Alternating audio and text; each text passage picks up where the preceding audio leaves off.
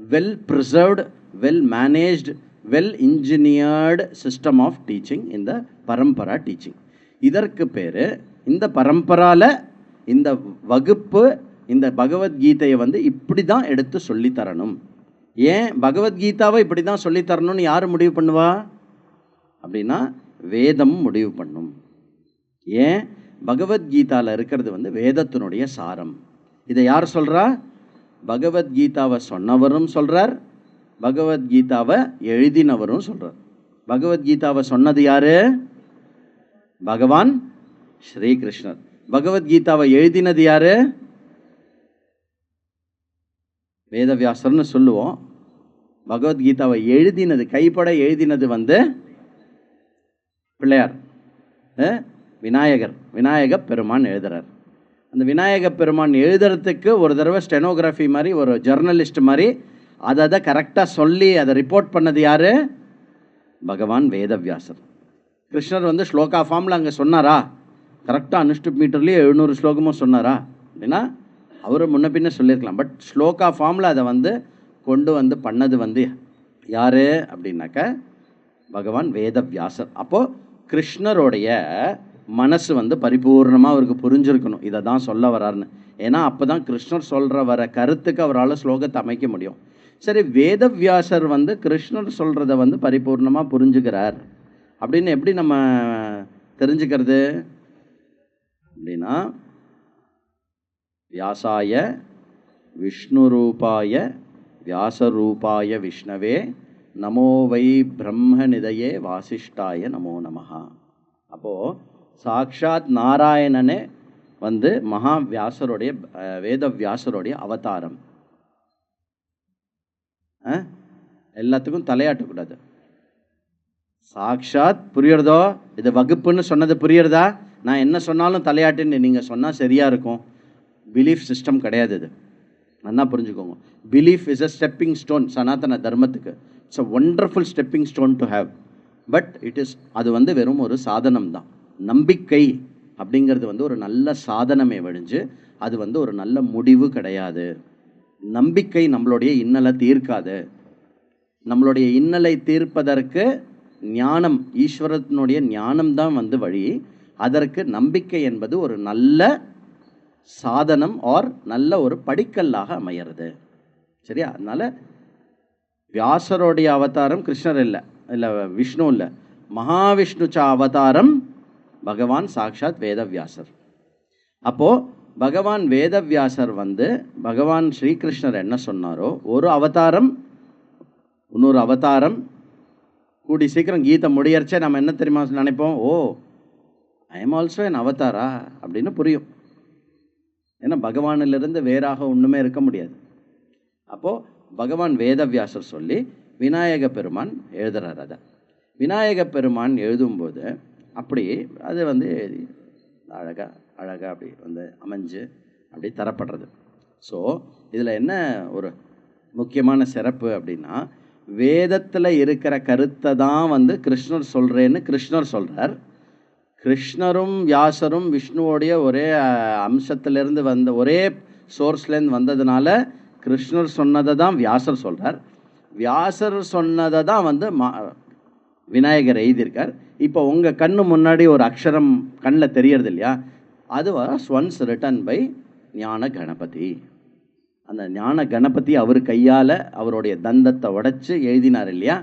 அந்த விஷயத்தை தான் இப்போ நீங்கள் கண் முன்னாடி அக்ஷரமாக பார்க்குறீங்க. அந்த அக்ஷர ஸ்வரூபம் யார் தெரியுமோ? ஆலேந்து க்ஷா மட்டும் இருக்கிற அந்த மொத்த ஸ்வரூபம் யார்? மகா சரஸ்வதி. மகா சரஸ்வதி தான் அந்த மொத்த அக்ஷர வடிவமாக இருக்கா. இது என்னன்னே இங்கே இந்த பூக்கு பின்னாடி என்ன இருக்குது தெரியுமோ? பூக்கு பின்னாடி என்ன இருக்குது? நான் எவ்வளோ நேரம் கேட்டாலும் உங்களுக்கு தெரியாது. அதை சரஸ்வதி தேவியோடைய அனுகிரகத்தினுடைய வாயிலாக மாஸ்க் அப்படின்ற அக்ஷரங்களை பயன்படுத்தினேன்னா ஓ, பூக்கு பின்னாடி மாஸ்க் இருக்குன்னு ஞானம் தோன்றும். புரியுறதோ? சரஸ்வதியோடைய ரோலு ஒரு அக்ஷரத்துக்கும் உயிர் கொடுத்து அந்த சப்தங்கள் மூலமாக மனதில் ஞானத்தை தோற்றுவிப்பவள் சரஸ்வதியாக அமைகிறாள். அப்படி சரஸ்வதி மாதாவுடைய பூர்ண அனுகிரகத்தினாலையும் வேதவியாசருடைய அனுகிரகத்தினாலையும் விநாயக பெருமானுடைய அனுகிரகத்தினாலையும் ஸ்ரீகிருஷ்ணர் எந்த விஷயத்தை சொன்னாரோன்னா என்ன அர்த்தம்? எந்த விஷயத்தை சொன்னார்? வேதத்தினுடைய சாரமாக இருக்கக்கூடிய எந்த விஷயத்தை சொன்னாரோ அந்த விஷயத்தை வந்து நாம் வந்து இப்போ பகவத்கீதாவுடைய வடிவில் படிக்க போகிறோம். ஸோ இது வந்து வேதம் என்ன சொல்கிறதோ வேதத்தினுடைய பரிபூர்ண தாத்பரியமாக அமைஞ்சிருக்கு. அப்போ இந்த வேதத்தினுடைய விஷயத்தை வந்து பகவத்கீதா மூலமாக சொல்கிறதுனால வேதத்தை வந்து எப்படி கையாண்டு ஞானத்தை நாம் அடைய வேண்டுமோ அதே முறையில்தான் கீதையினுடைய ஸ்லோகங்கள், அதனுடைய அர்த்தங்கள், பதார்த்தங்களை நாம் வந்து கையாண்டா இந்த கீதா சாஸ்திரமே, கீதா வந்து நமக்கு கீதாவே வேத சாஸ்திரமாக ஆகிறது. அதனால் என்ன ஆகிடுறது? ப்ரைமரி சோர்ஸ் ஆஃப் வேத நாலேஜ் வந்து வேதமாக இருந்தாலும் கீதா அதே விஷயத்தை கையாளுறதுனாலையும் கீதா அதே விஷயத்தை சொல்கிறத வந்து சரியான முறையில் கையாண்டப்பட்டால் கீதாவே நமக்கு வந்து பிரமாணமாக அமைகிறது. அதனால் வந்து நம்மளுடைய பரம்பரையில் என்ன பண்ணியிருக்கா அப்படின்னாக்க, பிரஸ்தானத்ரயம், ஞான மார்க்கம், நான் ஞானத்தை அடையணும் அப்படின்னு வந்தால் பிரஸ்தானம், அந்த ஞான பிரஸ்தானம் ஆகிறதுக்கு வந்து திரயம், 3 விஷயங்களை ப்ரைமரியாக எடுத்துப்பா. Of course first and foremost primary எதில் எல்லாமே அதிஷ்டானமாக கொண்டு இருக்கோ அது வந்து வேதம். வேதங்கள் மொத்தம் எத்தனை இருக்கு? மொத்தம் எவ்வளோ வேதம் இருக்கு? 4 வேதம் இருக்கா? வேதம் ஒன்று தான். என்ன நீங்கள் நாங்கள் இத்தனை நாள் படித்ததெல்லாம் பொய்ன்ற மாதிரி பேசுவேன். வேதம் வந்து ஒரே பாடி ஆஃப் நாலேஜ் தான். அதை வந்து அத்தியனம் பண்ணுறதோடைய சௌரியத்துக்காக 4ஆக பிரிக்கப்படலை, 4ஆக வகுக்கப்பட்டிருக்கு. பிரிக்கிறதுக்கும் வகுக்கிறதுக்கும் வித்தியாசம் உண்டு. பிரித்து புரிஞ்சுக்கிறது வந்து அறிவு கிடையாது, பகுத்து புரிஞ்சுக்கிறது தான் பகுத்தறிவு. புரியுறதோ? அப்போது பகுத்தறிவுனா என்னன்னு தெரியணும். அப்போ கேட்டகரைஸ் பண்ணுறது புத்தி வந்து ஒரு அறிவை எப்போ அடையும் அப்படின்னா, எந்த விஷயத்தோடைய அறிவு, ஒரு விஷயத்தை எப்போ நம்ம கேட்டகரைஸ் பண்ணுறோமோ அப்போ தான் புத்தியால் வந்து அதை புரிஞ்சுக்க முடியும். சரியா? அப்போ இந்த வேதத்தை வந்து அத்தியாயனத்துக்காகவும் அந்த விஷயத்துக்காகவும் 4ஆக கேட்டகரைஸ் பண்ணியிருக்கு. எந்த சயின்ஸில் கேட்டகரைஸ் பண்ணியிருக்கு அப்படின்னாக்க, எந்த ஒரு வேதத்தை மட்டும் எடுத்துட்டு பண்ணாலுமே மொத்த வேதத்தை வந்து மொத்த வேதத்தினுடைய விஷயத்தை அடையிற மாதிரி அது கேட்டகரைஸ் ஆகிருக்கு. இந்த விஷயத்தையும் பண்ணது வந்து யார்? பகவான் வேதவியாசர். அதனால் அவரோட வியாசர் அப்படிங்கிறது வந்து அவருடைய பெயர் கிடையாது. வியாசருங்கிறது வந்து அது வந்து பட்டப்பெயர். வியாசம் பண்ணுறது அப்படின்னா பகுக்கிறதுன்னு பேர். வியவசிதம் குருவன் யத் யஹா சஹ வியாசகா. அப்போது வேதத்தை வந்து கட்டமைச்சு இது கர்ம காண்டம், இது வந்து உபனிஷத் காண்டம், இது வந்து பிராமணம், இது மந்திரம், இது ஆரண்யகம் அப்படின்னு அதை பண்ணி கொடுத்த ஒரு மாபெரும் the first journalist of the world வந்து பகவான் வேதவியாசர். அவருடைய ஒரிஜினல் பேர் வந்து பாதராயணர். அவர் வந்து கருப்பாக இருக்கிறதுனால அவருக்கு கிருஷ்ணர்னு பேர், வியாசருக்கே கிருஷ்ணர்னு பேர். அவர் வந்து ஒரு தீவில் வந்து பிறந்ததுனால, ஒரு ஐலண்டில் பிறந்ததுனால அவருக்கு வந்து துவைபாயனர்னு பேர். கிருஷ்ண துவைபாயனாதயா ஏ ரிஷயா தாம் ரிஷிகஸ்தர்ப்பயாமி ரிஷிகணாகஸ்தர்ப்பயாமி ரிஷி பத்னி ஸ்தர்ப்பயாமி. அப்படி ரிஷி தர்ப்பணம் கொடுக்கறச்ச கூட உயர்ந்த உச்சமாக சொல்லி ஒரு பேர் எடுத்து சொல்கிறது யாருன்னா கிருஷ்ணத்வைபாயனாதயா. கிருஷ்ணத்வைபாயனர் முதலையன அனைத்து ரிஷிகளுக்கும் தர்ப்பயாமி. புரியுறதோ? அவ்வளோ முக்கியமான ரிஷி. ஏன் அவர் இல்லைன்னா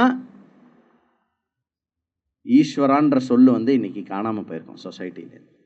அப்படிப்பட்ட ஒரு மகா முனி.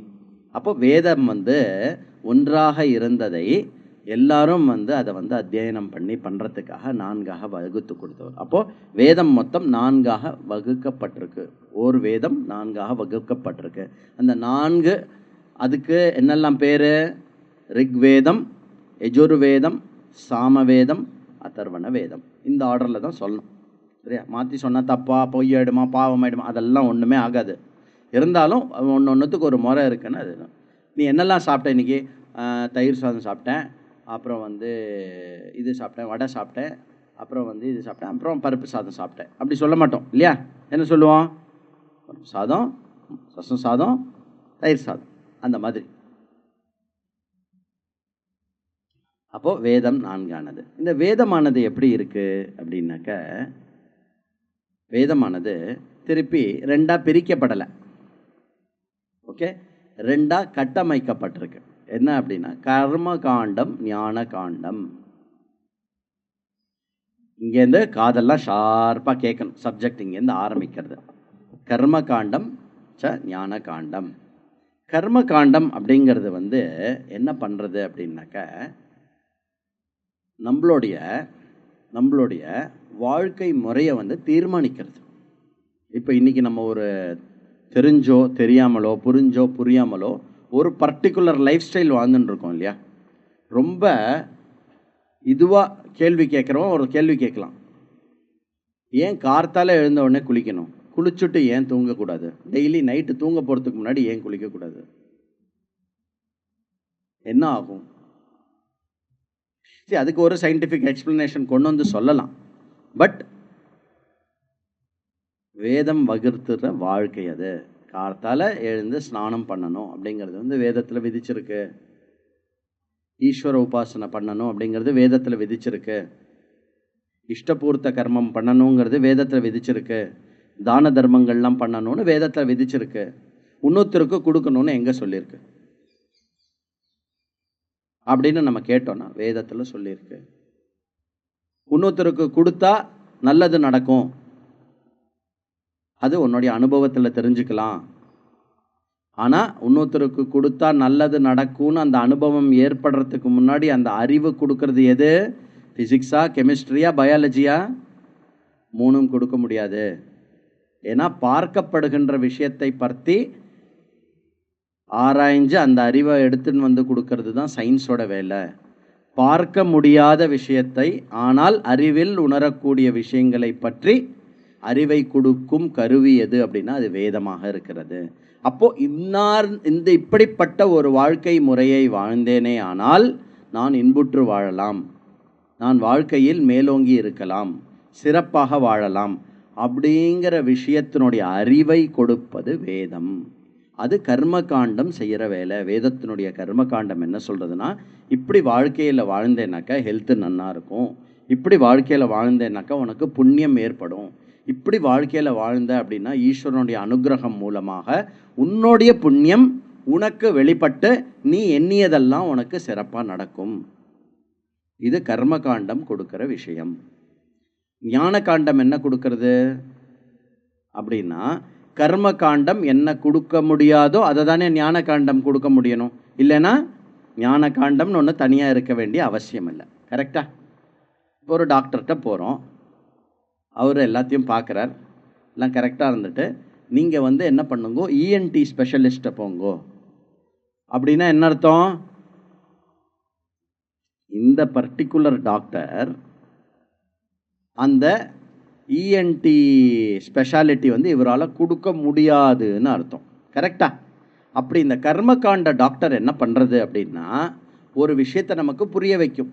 என்ன அப்படின்னாக்க, நம்ம வாழ்க்கையில் வந்து நம்மளுடைய வைதிக கர்மங்கள், லௌகிக கர்மங்கள், ரெண்டு கர்மங்கள்னாலையும் நம்ம என்ன அடைஞ்சாலுமே அந்த விஷயமானது வந்து நமக்கு வந்து தற்காலிகமாக ஒரு திருப்தியை உண்டாக்குறது, ஒரு சந்தோஷத்தை கொடுக்கறது. ஆனால் எப்போவுமே பூர்ணமாக திருப்தியை உண்டாக்க மாட்டேங்கிறது அப்படின்னு ஒரு அறிவு ஏற்படும்.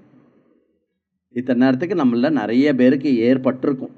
எப்படி தெரியறது? எப்படி என்னை பற்றி அவ்வளோ ஷூராக சொல்கிறேன் அப்படின்னா, இல்லைன்னா என் பைத்தியமான சண்டே அன்னைக்கு கார்த்தால ஜாலியாக தூங்காமல் இல்லை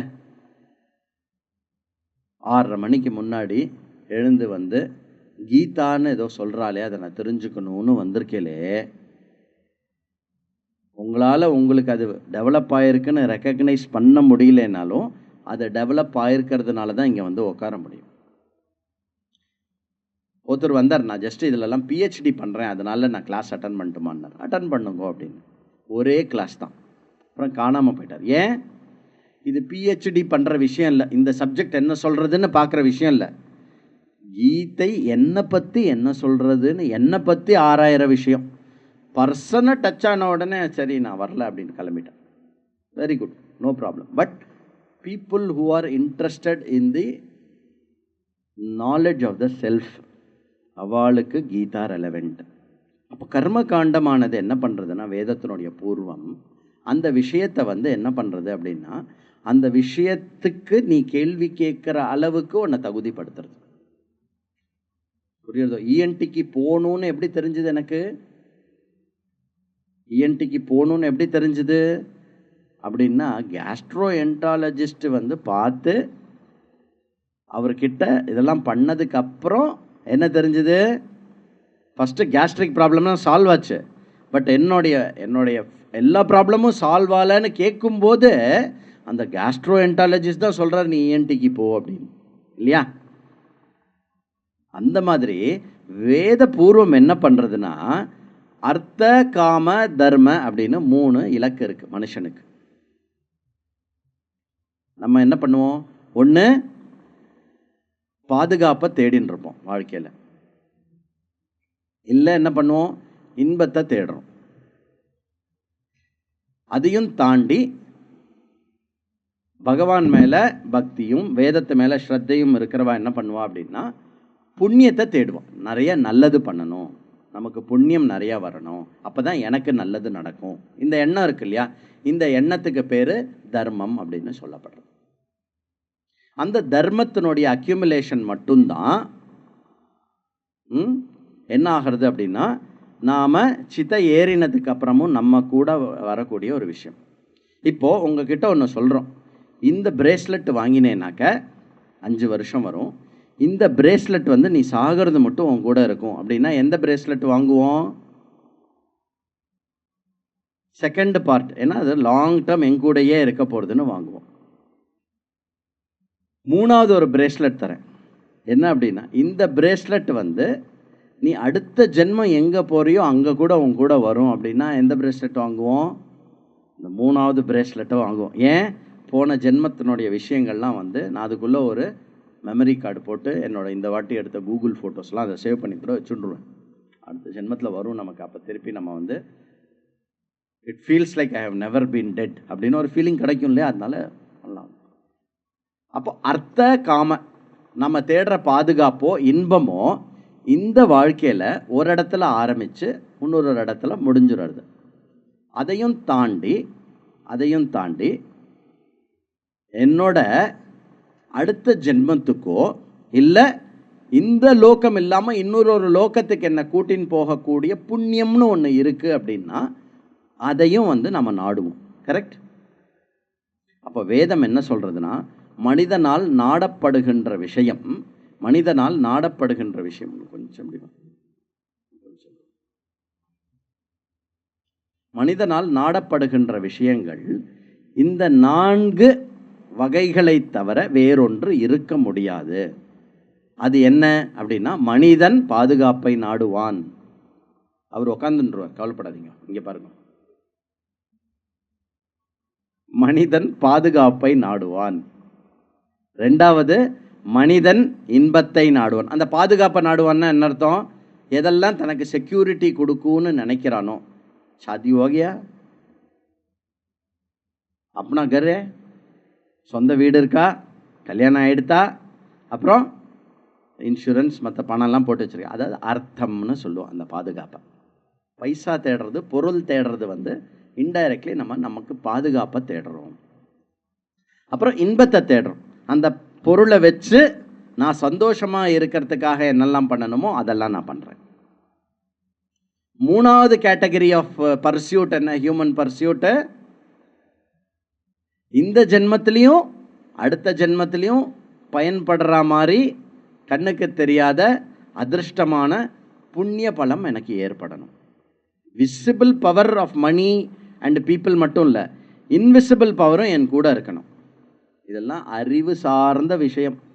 ஒரு விஷயத்தில் ஈடுபடுறோன்னா நம்மக்கிட்ட விசிபிள் பவர் இருக்கணும், இன்விசிபிள் பவரும் இருக்கணும். அதனால தான் ஒரு விஷயத்தை ஆரம்பிக்கிறதுக்கு முன்னாடி ஹோமம் பண்ணி பூஜை எல்லாம் பண்ணி ஆரம்பிக்கிறதுக்கு என்ன, ரெண்டும் சேர்ந்து இணங்கும் போது நமக்கு அந்த காரியமானது சித்தி ஆகிறது, ஜெயமாகிறது.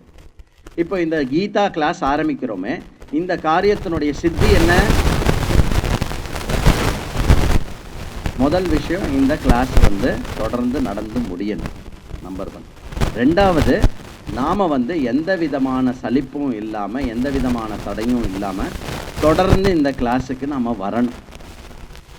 எல்லாத்த விட ரொம்ப முக்கியமான விஷயம், தொடர்ந்து நடந்து தொடர்ந்து வந்து இந்த சொல்கிற விஷயம் வந்து பூர்ணமாக எனக்கு அறிவாகும் இல்லையா? இது பேர் காரிய சித்தின்னு பேர். இந்த காரிய சித்திக்கு என்ன தேவை? முதல்ல காரியம் தேவை. ரெகுலராக நான் கிளாஸ் எடுக்கணும், ரெகுலராக நீங்கள் வரணும். அது அந்த 2 டேக்கன் கேர். 3வது என்ன? அறிவாகணும். அறிவாகணுன்ற இன்ட்ரெஸ்ட் இருக்கணும். அறிவாகணுங்கிறதுனால நாம் வந்து நமக்கு கொடுக்கப்பட்டிருக்கிற புத்தியை பிரயோகம் பண்ணணும். 3வது, இது எல்லாம் கன்ஜீனியலாக ஆக்கக்கூடிய, கிளாஸுக்கு எந்த தடையும் இல்லாமல் வரவழைக்கக்கூடிய, கிளாஸ் எடுக்கிறவரும் எந்த தடை இல்லாமல் தப்பாக பிச்சுன்னு வளராமல் கரெக்டாக எடுக்கணுங்கிறதுக்காகவும், அதுக்கப்புறம் இதெல்லாம் வந்து எனக்கு வந்து புத்தி விகாசமாய் புரியணுங்கிறதுக்கு இன்விசிபிளாக ஈஸ்வரனுடைய அனுகிரகம். கரெக்ட். இப்போ விசிபிள் ப்ளஸ் இன்விசிபிள் எல்லாத்தையும் நமக்கு வந்து சார்த்தமாகும். அப்போ தர்மம், அர்த்த, காமன், இந்த 3 பர்சியூட் வந்து ஹியூமனுடைய நேச்சுரல் பர்சியூட். இதில் பொதுவாக லோக விவகாரம் எதில் இருக்குன்னா, அர்த்த காமம் இமீடியட்டாக புரிஞ்சிடும். இந்த புண்ணியம், இன்விசிபிள் பவர் அப்படிங்கிறது வந்து புரியறதுக்கு கொஞ்சம் அடி உதப்பட்டு அதுக்கப்புறம் வந்து பகவான் கிட்ட வரும். ஏதாவது இன்சிடென்ட் நடக்கணும் லைஃப்பில். After that incident I started believing that there is God அப்படின்னு சொன்னேன். After that incident I can prove to you that there is God.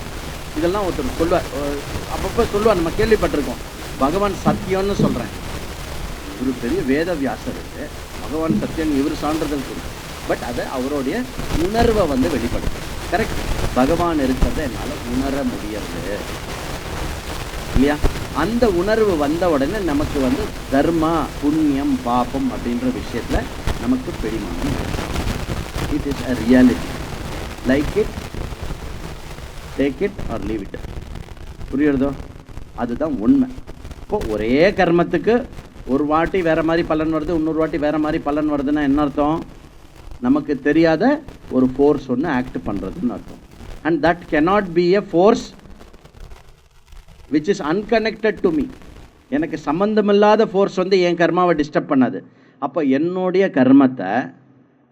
கர்மத்தினுடைய பலனை ஒன்று டிஸ்டர்ப் பண்ணுறதுனா அந்த ஃபேக்டரும் வந்து என்னுடைய பூர்வ கர்மத்தினுடைய விளைவாக தானே இருக்கணும். தேர்ஃபோர் இன்ஃபரன்ஸ் என்ன அப்படின்னா, என்னுடைய பூர்வ கர்மத்தினுடைய வினையாக எந்த பாப புண்ணியங்கள் சேர்க்கப்பட்டுள்ளனவோ அந்த இன்விசிபிள் பவரும் விசிபிள் பவராகக்கூடிய இப்போ இந்த கர்மத்தில் நான் செய்யக்கூடிய கர்மமும் சேர்ந்து ஒரு கர்மத்தை சார்த்தகம் ஆக்கிறது. வேதம் என்ன பண்ணுறது? 4வதாக ஒரு விஷயத்த சொல்கிறது. இன்னொரு ஒரு கேட்டகரி இருக்குது. அது என்ன அப்படின்னா மோக்ஷம். இந்த மோக்ஷம்ன்ற வார்த்தை கேள்விப்பட்டிருக்கேலோ? பட்டிருக்கேன். ஒயிட் கலர் கார்டில் கருப்பாக பிரிண்ட் பண்ணி வரும். அதில் எழுதியிருப்பா, இன்னார் வந்து மோட்ச பதவியை அடைந்தார்.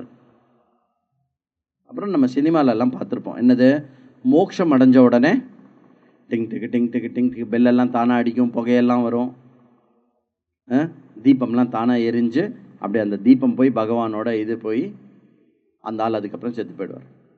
பொதுவாக நமக்கு ஒரு ஐடியா என்னென்னா, மோக்ஷம் அப்படின்னா செத்து போகிறது அப்படின்னு ஒரு அர்த்தம். இப்போ தனியாக ஒருத்தரை கூப்பிட்டு, இப்போ மோட்சத்துக்கு நீ ரெடியா?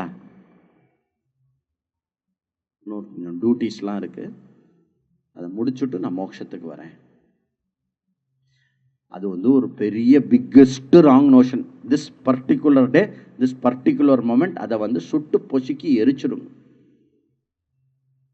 ஏன் அப்படின்னா, நம்ம அடுத்தது இன்ட்ரோடக்ஷன் ஆஃப் வேதாந்தத்தில் பார்க்க போகிறோம். Moksha is your very nature. நீ மோக்ஷமாக தான் இருக்க. அந்த மோக்ஷமாக இருக்கிறது வந்து தெரியாமல் இருக்கிறத தான் பந்தம்னு சொல்கிறோம். அந்த தெரியாமல் இருக்கிற அறியாமையிலிருந்து விடுபடுவதை வந்து திருப்பி மோட்சம்னு சொல்கிறோம். அவ்வளோதான்.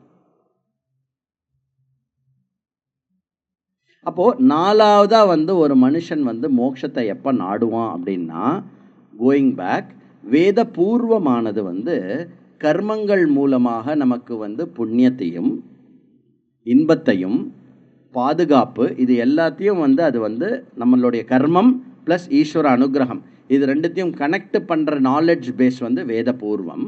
அந்த வேத பூர்வத்து மூலமாக நம்ம என்ன ஆப்ரேட் பண்ணி என்ன அடைஞ்சாலுமே அதிலிருந்து நமக்கு டிரைவ் வர ஹாப்பினஸும் ஜாயும் பீஸ்ஃபுல்னஸும் செக்யூரிட்டியும் இதெல்லாம் வந்து லிமிட்டடாக இருக்குது அப்படிங்கிற ஒரு அப்சர்வேஷன் நமக்கு ஏற்படும்.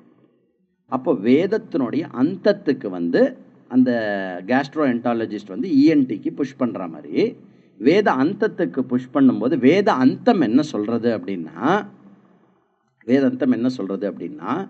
இந்த ஒரு சின்ன மிஸ்டேக் நடந்திருக்கு. நீ இந்த கேள்வி கேட்குற இல்லையா, இந்த கேள்வி கேட்கணும் அப்படின்னாக்க நீ வந்து வாழ்க்கையில் வந்து பெரும்பாலும் வந்து இன்பத்துக்காகவும் அதுக்கப்புறம் பாதுகாப்புக்காகவும் நிம்மதிக்காகவும் தேடி தேடி தேடி தேடி ஓடி இருக்க.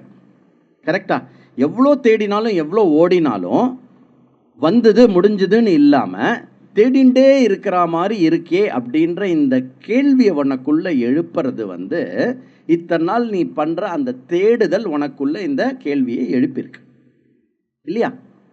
அப்போது அந்த கேள்வியோடு நான் என்ன பண்ணுறேன் அப்படின்னா, வேத அந்தமான உபனிஷத் காண்டம் ஞான காண்டம், எந்த ஞான காண்டத்தை வந்து விளங்க வைக்கிறதுக்காக கீதா சாஸ்திரமானது இருக்கிறதோ அந்த கீதா சாஸ்திரம் நான் படிக்க வரும்பொழுது சாஸ்திரம் உபனிஷத்து ஞான காண்டம் பகவத்கீதா ஸ்ரீகிருஷ்ணர் என்ன சொல்கிறாருன்னா, நீ தேடின்னு இருக்கிறது வந்து ஒரே ஒரு மிஸ்டேக் என்னாச்சு அப்படின்னு, இத்தனை நாள் நீ தேடினது ரைட்டாக தப்பானா ரைட்டு தான், ஏன்னா தேடினதுனால தான் இந்த கேள்வி உனக்கு வந்திருக்கு. ஆனால் இந்த கேள்வியோட பதில் என்ன தெரியுமோ, நீ தேடின்னு இருக்கிறது வந்து வெளியிலேயே இல்லை. ஒரு வயசான பாட்டி என்ன பண்ணான்னா, தன்னுடைய வீட்டுக்கு வெளியில் வந்து அந்த இது இருக்கும் இல்லையா, திண்ணை பக்கத்தில் இருக்கிற இடம், அந்த இடத்துல வந்து பாவம் இப்படி கண்ணை இது பண்ணி இப்படிலாம் தேடிகிட்டே இருந்தான்.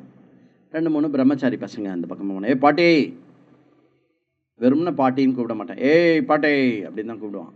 ஏய் பாட்டி என்ன தேடுற? இல்லைடா வைர மூக்குத்தி விழுந்துடுத்தோ, எங்கன்னு காணோம், எண்ணெய் தேய்ச்சி குளிக்கணுங்கிறதுக்காக அவுத்தேன், அப்போ கை தவறு எடுத்தோ. இரு பாட்டி நாங்களும் தேடுறோம் அப்படின்னு எல்லாரும் தேடினோம். நீ சொல்லு, இந்த திண்ணையை விட்டு நீ எவ்வளோ தூரம் வெளியில் எங்கேயாவது போனேன்? இல்லை நான் 4 அடி கூட நடக்க முடியாதுடா அப்படின்னு. அந்த 4 அடியில் பசங்க வந்து சலிச்சு எடுத்துட்டா, பாட்டி கண்டிப்பாக இங்கே இல்லை.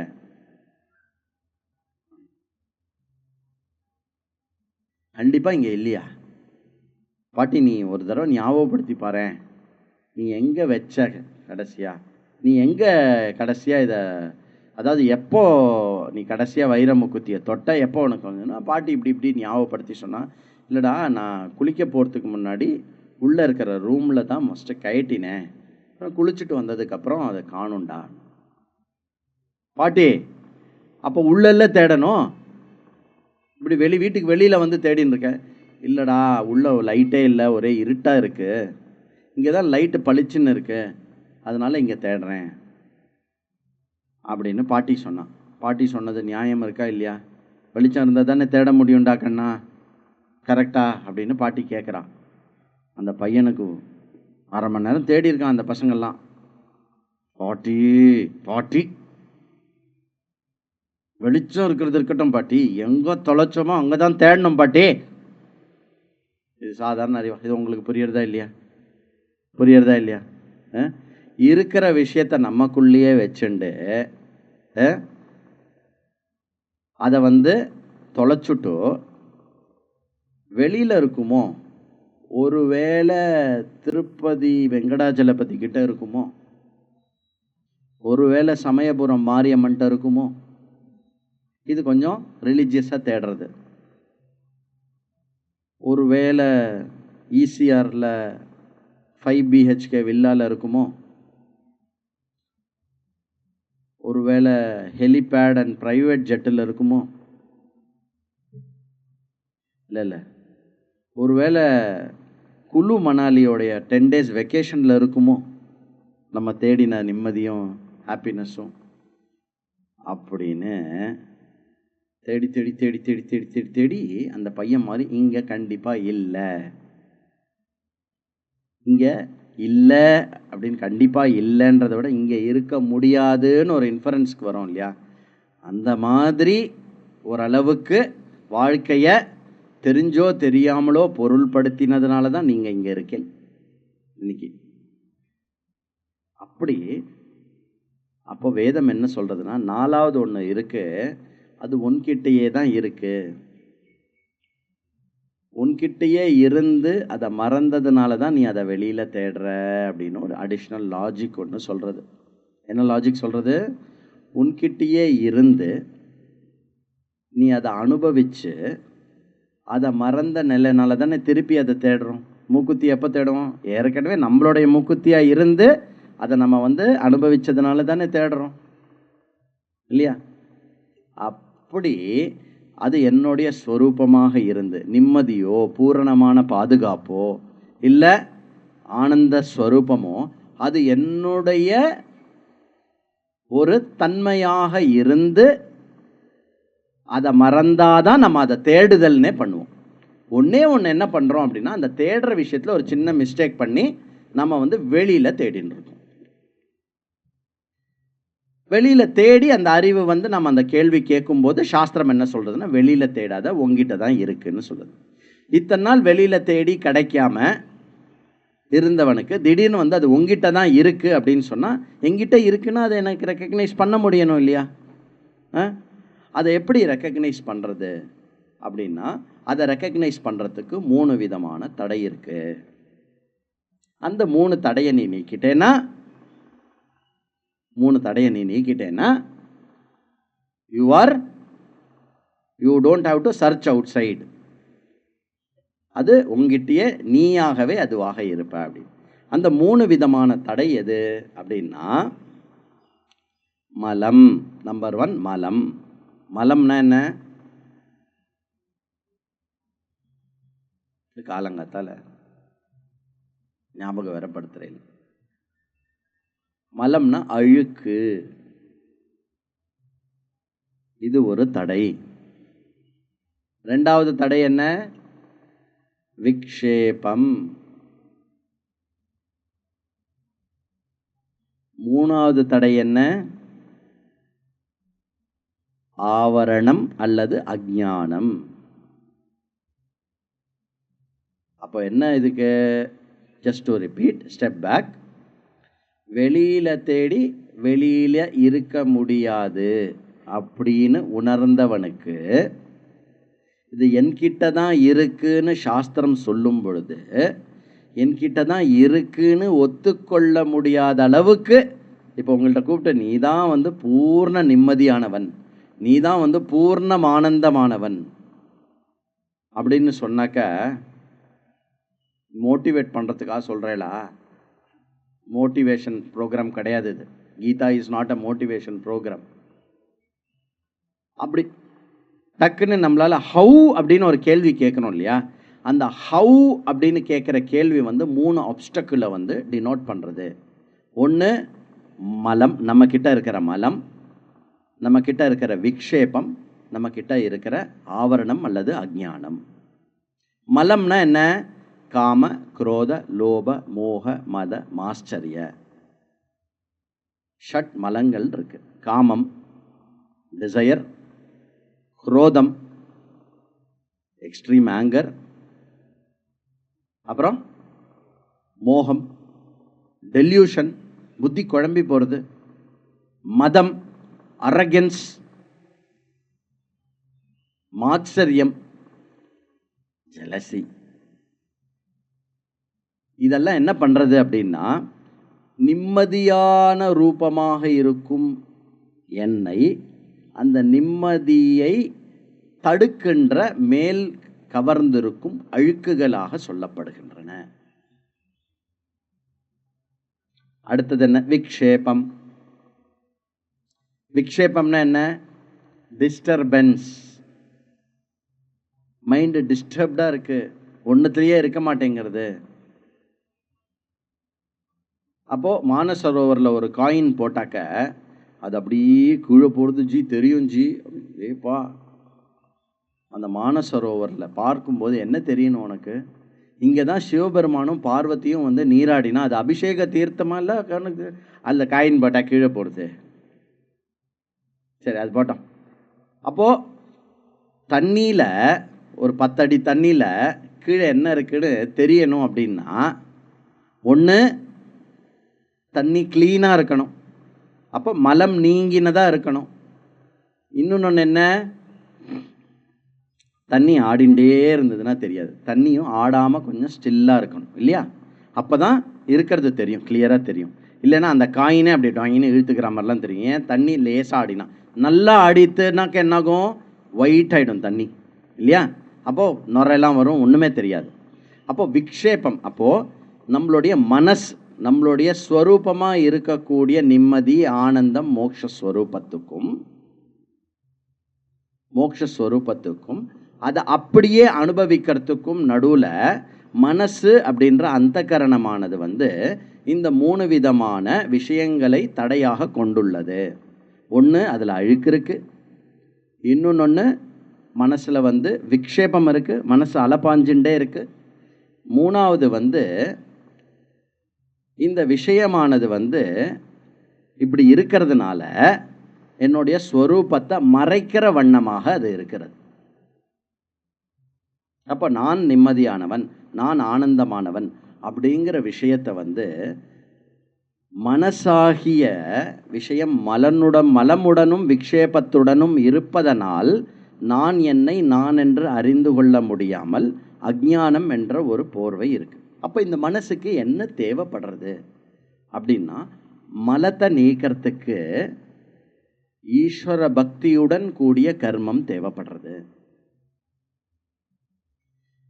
சஞ்சலத்தை நீக்கக்கூடியதற்கு ஈஸ்வர பக்தியுடன் கூடிய தியானம் தேவைப்படுறது, உபாசனை தேவைப்படுறது.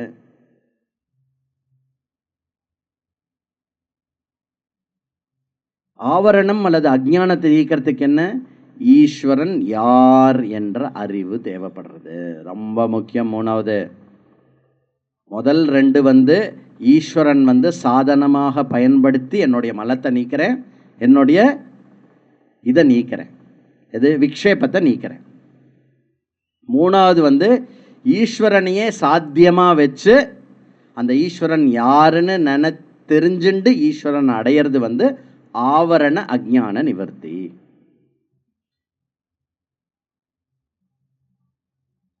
அப்படி ததிதம் கீதா சாஸ்திரம் சமஸ்த வேதார்த்த சார சங்கிரகபூதம் துர்விக்ஞேயார்த்தம் அப்படின்னு ஆதிசங்கர பகவத் பாதால் சொல்றார். அப்படி இந்த மொத்த கீதா சாஸ்திரம், இந்த கீதா சாஸ்திரமானது என்னன்னா சமஸ்த வேத அர்த்த சார சங்கிரக பூதம். எப்படி இருக்கான்? என்ன தன்மை வாய்ந்ததாக இருக்கான்? எப்படி பவதி, கீதாவுடைய பவதி எப்படி அப்படின்னா அதோட என்ன பூதமாக இருக்கிறது? சார சங்கிரகமா பூதமாக இருக்கிறது. சார சங்கிரகமாக இருக்கு. எதனோடது? வேதத்தினுடையது. வேதம் என்னவா இருக்குன்னு பார்த்தோம், வேத பூர்வமாகவும் வேத அந்தமாகவும் இருக்கா.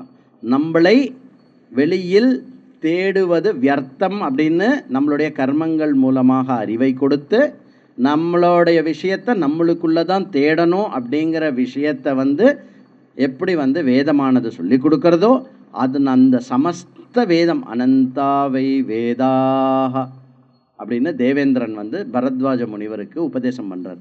வேதமானது அனந்தம், படித்து முடிக்க முடியாது. அப்படிப்பட்ட வேதத்தை, மொத்த வேதம் படித்தது படிக்காதது தெரிஞ்சது தெரியாதது அனைத்தும் யாம் அறிவோம். யாரு?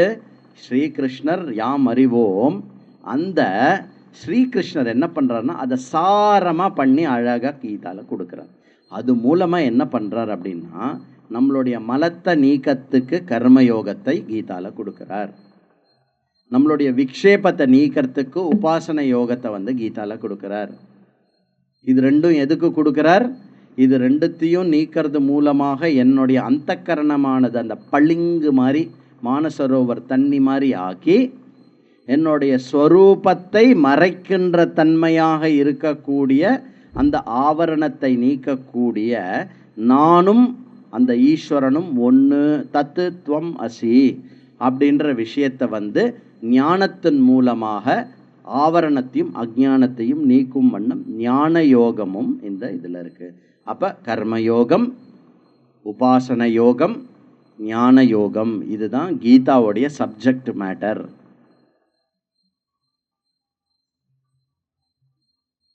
யோகம் அப்படின்னா என்ன அர்த்தம் அப்படின்னா, எந்த ஒரு விஷயம் என்னை ஈஸ்வரனுடன் சேர்க்கும் தன்மை வாய்ந்துள்ளதோ அதற்கு பேர் யோகம்னு பேர். யோகம் அப்படின்னா நான் சரியான யோகண்டா, நல்ல பொண்ணு கிடைச்சா அவனுக்கு அப்படின்னா என்ன அர்த்தம்? யோகம்னா என்ன? ஏதோ ஒன்று அடைஞ்சிருக்கான்னு அர்த்தம் இல்லையா? அப்போது ஈஸ்வரனை அடைவதற்காக இருக்கக்கூடியது, ஈஸ்வரனையே அடைவது, இது ரெண்டுத்தையுமே யோகம்னு சொல்லுவோம். அதனால் இது வந்து யோக சாஸ்திரம். யோக சாஸ்திரமாக இருந்து பிரம்ம வித்யை கற்றுக் கொடுக்கறது தான் கீதாவோடைய சப்ஜெக்ட் மேட்டர். அப்படி இருக்கிற கீதாவை நம்ம நமஸ்காரம் பண்ணணும். வேதவியாச பகவானை நான் நமஸ்காரம் பண்ணணும். இதை சொன்ன கிருஷ்ணரை நான் நமஸ்காரம் பண்ணணும். அப்புறம் இந்த சாஸ்திர மாதாவை, வேத மாதாவை நான் நமஸ்காரம் பண்ணிவிட்டு இந்த கீதாக்குள்ளே நம்ம போகணும். அதனால் அடுத்த வாரம் நம்ம தியான ஸ்லோகங்களை பார்த்துட்டு கீதாக்குள்ளே நம்ம என்டர் ஆவோமாக. ஓம் பூர்ணமத பூர்ணமிதம் பூர்ணாத் பூர்ணமுதச்யதே பூர்ணஸ்ய பூர்ணமாதாய பூர்ணமேவாவசிஷ்யதே. ஓம் சாந்தி சாந்தி சாந்தி. ஹரி ஓம். ஸ்ரீ குருப்யோ நமः. ஹரி ஓம்.